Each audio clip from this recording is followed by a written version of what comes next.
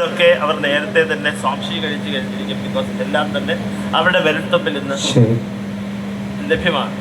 അതുകൊണ്ട് മുന്നേ കൂട്ടി തന്നെ നമ്മൾ കാണുന്നത് പോലല്ല വിദ്യാർത്ഥികൾ തീർച്ചയായിട്ടും ഏത് ക്ലാസ്സിൽ പഠിക്കുന്ന വിദ്യാർത്ഥികളായിരുന്നാലും സ്കൂളിലേക്ക് അടുത്ത ദിവസത്തെ പാഠ്യ വിഷയം ഏതായിരുന്നാലും അതിലെ ലെസൺസ് ഓരോ അധ്യായങ്ങളും എന്തൊക്കെയാണോ അതിനെക്കുറിച്ച് വേണ്ടുന്ന അറിവ് അവർ തന്നെ മനസ്സിലാക്കിയിട്ട് വരും. സ്വാഭാവികമായിട്ടും പഠിപ്പിക്കുന്ന അധ്യാപകർ ഈ പറയുന്ന രീതിയിൽ ഇൻഡിവിജ്വലൈസ്ഡ് ആയിട്ട് പേഴ്സണലൈസ്ഡ് ആയിട്ട് നമ്മൾ നേരത്തെ ചൈൽഡ് സെൻറ്റേഡ് എഡ്യൂക്കേഷൻ അല്ലെങ്കിൽ ടീച്ചർ സെൻറ്റേഡ് എഡ്യൂക്കേഷനിൽ നിന്ന് വ്യത്യാസമായിട്ട് ഇൻഡിവിജ്വൽ ബേസിസ് ആയിട്ട് ഓരോ കുട്ടികളും ഓരോ വ്യക്തികളാണ്. അത് LKG UKG കുട്ടികൾ മുതൽ ഏത് ക്ലാസ്സിലെ കുട്ടികളെ എടുത്താലും അവർ വ്യക്തികളാണ്. അപ്പോൾ അവർ ഓരോ വ്യക്തികളുടെയും താല്പര്യം വേറിട്ട് നിൽക്കും. ആ താല്പര്യം മനസ്സിലാക്കുവാനായി ഇന്നത്തെ അധ്യാപകർ തയ്യാറാകണം. തീർച്ചയായിട്ടും കുട്ടികളുമായിട്ട് വെറുതെ ഇങ്ങനെ പഠിപ്പിക്കൽ മാത്രമല്ല, ഇതൊരു ആശയവിനിമയമായിട്ടാണ് ഇന്നത്തെ വിദ്യാഭ്യാസം മാറിയിരിക്കുന്നത്.